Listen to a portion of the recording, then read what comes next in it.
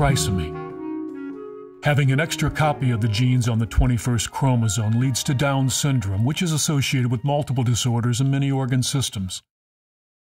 What would an extra copy of a single gene do if it were delivered throughout the body?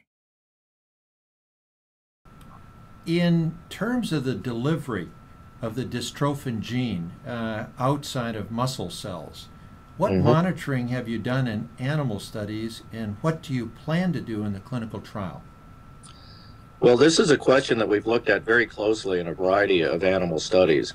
What we have found out is that the vector, the AAV vector, goes to many cells and many tissues, not just muscle. So it's not really a muscle gene delivery system per se. It does go to muscle quite well, but it also goes to some other cells.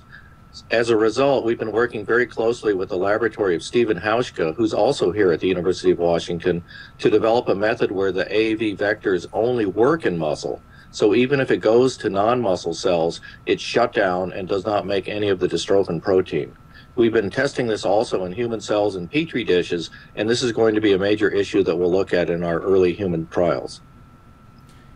As the use of AAV increases, is there a risk that it could be used for unapproved applications and delivery of other genes or biological materials?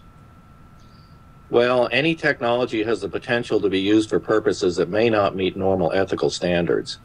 The biggest concern, especially when we're developing methods for muscle gene transfer, is unapproved use by athletes as a performance-enhancing drug.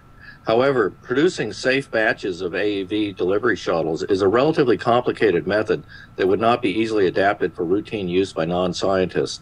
Still, I think it's going to be important as this technology advances to consider screening of athletes for gene therapy products, much as is now done for steroids and other drugs.